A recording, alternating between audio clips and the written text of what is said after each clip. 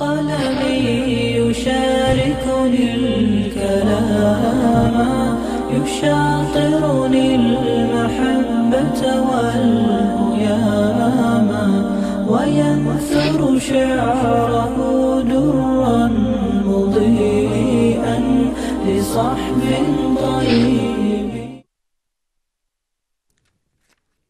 أعوذ بالله من الشيطان الرجيم. بسم الله الرحمن الرحيم. الحمد لله نحمده ونستعينه ونستغفره ونعوذ بالله من شرور أنفسنا ومن سيئات أعمالنا. من يهده الله فلا مضل له ومن يضلل فلا هادي له. أشهد أن لا إله إلا الله وأشهد أن محمدا عبده ورسوله. Amma ba'd. Barliq hamd sanolar olamlarning parvardigori Alloh taologa xosdir.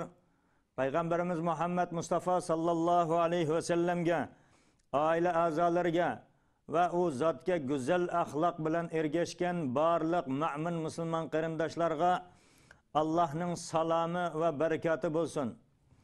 Assalomu alaykum va rahmatullohi va barakatuh. Aziz mu'min musulmon qarindoshlar, bugungi darsimiz bo'lsa dunyoga berilmaslikning fazilati haqida ikkinchi dars bo'ladi aziz qarindoshlar. O'tgangi soatda biz dunyoga berilmaslik haqida birinchi darsimizni o'tgan edik. Bugun bo'lsa ikkinchi darsni boshlaymiz. Hammamiz yaxshi bilamiz, dunyoni hamma inson yaxshi ko'radi, qiziqadi. Amma qiziqdim deb, yaxshi ko'rdim deb bu dunyo Allohni zikr qilishdan g'aflatda qo'yib qo'yilgan bo'lsa, u holda bu dunyo boshimizga balo bo'ladi. Shuning uchun aziz qarindoshlar, dunyoga mehr muhabbat qo'ymasdan, dunyoni topsak ham uningga u darajada berilib ketmasligimiz lozim. Bu haqda Qur'oni Karimda qanchalar oyatlar bor, sizni bizlarni ogohlantirgan. Amma biz ularning hammasini aytib o'tishga vaqtimiz yor bermaydi. Shuning uchun Qur'oni Karimdan bir oyatni sizlarga aytib o'tmoqchiman.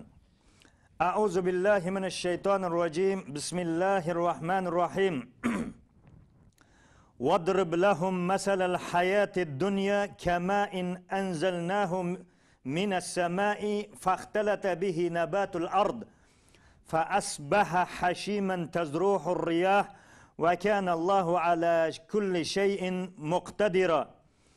المال والبنون زينة الحياة الدنيا والباقيات الصالحات خير عند ربك ثوابا وخير عملا. Ey Muhammed dedi. Ularga dünya terikçiligi haqida mundaq bir misolni keltirgin dedim. U shuningga o'xshaydi. Biz osmondan yomg'ir yog'dirdik. Shu suv bilan zaminning o'simliklari bir-biriga chirmishib bo'liq o'sdi dedi. Keyin u qurib to'kildi. Shamollar uni uchirib ketdi. Alloh har narsaga qodirdir dedi. Mallar va bolalar dunyo tirikchiligining zinnatidir. Qoladigan yaxshi amallarning savobi Parvardigoringning nazarida texmi yaxshidir dedi. Yana shu mol dunyo, bola chaqa, hamma narsa dunyoda qolib ketadi ekan. Ammo sizu bizga hamroh bo'ladigan narsa mana bu hayoti dunyoda qilgan solih amalimiz dunyo va oxiratligimizda sizu bizlarga hamroh bo'ladi ekan. Shuning uchun mana bu dunyoga berilmasdan solih amallarni Allah va uning rasuli buyurgan ishlarni ko'proq qiladigan bo'lsak, oxiratligimiz obod bo'ladi ekan aziz qarindoshlar. Shuning uchun oxiratligimizni obod qiladigan amallarni ko'proq qilishga Alloh hammamizni muvaffaq qilsin. Payg'ambar alayhisalom hadislardan birida mundaq dedi. Ad-dunya sijnul mu'min va jannatul kafir. Ravahu Muslim. Payg'ambar alayhisalom hadislardan birida aytadi ekanki, dunyo mu'minlarga zindondir, kofirlarga jannatdir dedi. Yana buning ma'nosi shundan iboratki, mu'minning oxiratda erishadigan jannati oldida dunyodagi mana bu jafo mushaqqatlar hech narsa emasdir dedi. Ya'ni jannatdagi nazir ne'matlarni tasavvur qilish, so'zlab tugutish mumkin emas. Shuning oldida bu dunyodagi tortgan mana bu narsalar hech narsaga arzimaydi. Buni zindonga o'xshatgan, xuddi zindondek. Qancha rohat farog'atda yashagan taqdirda ham bu hech bir narsaga arzimaydi hayoti dunyosi. Va kofir uchun jannatdir dedi. Bu shuningdan iboratki, kofir oxiratda tushadigan do'zax oldida mana bu dunyoda yashagan rohat farog'ati, jafo mashaqqatlari oxiratdagi do'zaxdagi hayotga nisbatan xuddi jannatga o'xshaydi. Mana buni misol qilib aytgan aziz qarindoshlar. Shuning uchun 4 kunlik dunyo o'tib ketadi hammamizdan. Dunyoda hech kim abad qolmaydi. Kim bo'lishidan qat'iy nazar, mayli u dunyoning hokimi, podshosi bo'lgan taqdirda ham butun dunyoni o'z hokimiyatiga, qo'l ostiga kirgizgan taqdirda ham hamon bir kun u inson dunyodan o'tib ketadi, dunyoga xo'ja bo'la olmaydi. Chunki bu dunyo hech kimga vafo qilmagan. Dunyoni hammamiz tashlab ketamiz. Xohlasak ham, xohlamasak ham. Dunyo hammamizdan qoladi. Shuning uchun mana bu aldamchi dunyoga berilmasligimiz lozim. Abdullah ibn Umar radhiyallohu anhu aytadi ekanki, kunlarning birida payg'ambar alayhisalom mening muramni, dolamni tutib turib aytdi ekanki, kun fi dunya ka'annaka g'arib aw abir sabil degan ekan. Yana dunyoda sen xuddi musofirdek yoki o'tib ketayotgan bir yo'lchiga o'xshagandek yashag'in degan ekan. Bir yerga mehmonga borgan kishi ham mehmonga chaqirgan bo'lsa bir insonni ana shu mehmonda turadi, yediganni yeb mehmon bo'lib bo'lgandan keyin u uydan ketishga majbur u inson. U uyda umr bo'yi qola olmaydi. Shuning uchun mana bu dunyo hammamiz uchun bir mehmonxonaga o'xshaydi. Mehmonxonaga kelgan inson bir necha kun muddatda, bir kun qoladi, 2 kun qoladi, oshig'i bilan 3 kun qoladi, undan keyin asta o'zining yo'liga yoki bo'lmasa 1 oy, yarim oy qola, undan keyin o'zining oila a'zolarining oldiga qaytishga majbur. Va o'tib ketayotgan yo'lovchidek yashag'in deydi. Yo'lovchi ham bir yerga musofir bo'lib shaharga, boshqa bir yerga borgan bo'lsa, u yerda ko'radigan joylarni ko'radi, ko'rishadigan insonlar bilan ko'rishadi. Bu yerda manaqa narsa bor ekan, ma shaharda mundaq narsalar bor ekan, bularni ko'rdim deydi-da, oxir oqibatda u inson o'zining yurtiga qaytib kelishga majbur. Xuddi mana shunday bo'lganligi uchun bu dunyoga u qadar berilib, butun hushimiz bilan uningga berilib ketib, Allohni yod qilishdan unutib qoladigan bo'lsak, bu biz uchun kulfat bo'ladi. Shuning uchun bundoq narsalardan Alloh taolo o'zi asrasin. Kunlarning birida payg'ambar alayhisolamning huzuriga bir kishi kelib aytdi ekanki, "Ya Rasululloh" dedi. "Dullani ala amalin iza amiltuhu ahabbani Allahu va ahabbani an-nas" dedi. "Ya Rasululloh, bana shundoq bir amalni o'rgatingki, men u ishni qilsam, meni Alloh ham yaxshi ko'rib qolsin, insonlar ham yaxshi ko'rib qolsin. Shundoq bir yo'lga meni boshlab qo'ying. Shundoq bir amalga meni o'rgating" dedi. Shundoq bir amalni menga aytib bering deganda payg'ambar alayhisalom aytdi ekanki, "Izhad fid dunya yuhibbukalloh. Yuhibbakalloh." Dunyoga berilmagan Alloh seni yaxshi ko'rib qoladi dedi. "Vazhad fima indakan nas yuhibbakan nas" degan ekan. Ya'ni kishilarning narsasiga ham berilma, insonlarning mol dunyosiga ham ko'zingni tikmagin. Shunda ham insonlar seni yaxshi ko'rib qoladi. Mol dunyoga berilmasang Alloh seni yaxshi ko'rib qoladi. İnsanlarning mol dunyosiga ko'z olaytirmasang, insonlar ham seni yaxshi ko'rib qoladi degan ekan. Payg'ambar alayhisalomni bilamiz, Kun bo'yi och, qo'sqi to'yg'idek, hattoki nachar xurmaning eng nachari ham yo'q, to'lg'inib o'tganligini ko'rganman dedi Umar radhiyallohu anhu. Payg'ambar alayhisalom kun bo'yi och, hattoki eng ko'zga ilmaydigan nachar xurma ham yo'q yeyishga to'lg'inib yurganligini ko'rgan edim men Payg'ambar alayhisalomning degan ekan Umar radhiyallohu anhu. Yo'qmi-da Payg'ambar alayhisalomda? Boti. Ammo qo'lidagi hamma narsani ummatiga taqsim qiladi aziz qarindoshlar. Xolisi ana shu tog'ni oltin qilib berishi mumkin edi. Oltin qilib beraylik dedi Payg'ambar alayhisalom rad etdi aziz qarindoshlar. To'yg'idek maishatda yashab o'tib ketishga haqqi bor edi Payg'ambar alayhisalomning. Shundoq yashaya oladi. G'animatlarning 5dan biri Payg'ambar alayhisalomning edi. Ana shu xalqlarning ichida eng badavlat, millioner, milliarder bo'lib yashashga haqqi bor edi. Ana shundoq mol dunyo Payg'ambar alayhisalomning qo'lida edi. Ammo hech qaysini Payg'ambar alayhisalom qiziqmadi, hammasini qo'liga bir narsa kelib bo'lguncha ana shuni insonlarga taqdim etdi. Taqsim qilib o'tadi. Mol dunyo degan narsaga berilmadi. Chunki mol dunyoning muhabbati bilan Allohning muhabbati bir yerda jamu-jam bo'la olmaydi ekan. Mol dunyoning muhabbatiga berilgan inson Allohga muhabbat qo'ya olmaydi aziz qarindoshlar. Mol dunyoni ham bir yerda jamu-jam tutadigan, Allohning muhabbati ham bir yerda jamu-jam bo'ladigan ish nihoyatimi kamdan kam uchraydi. Bu nihoyatda iymoni tog'dek mustahkam bo'lgan insonlarda bo'lishi mumkin, ammo ko'plagan inson qachonki mol dunyo keladi ekan Alloh taoladan uzoqlashishga boshlaydi. Bu tabiiy aziz qarindoshlar. Shuning uchun mol dunyoga ko'p berilmasligimiz lozim ekan.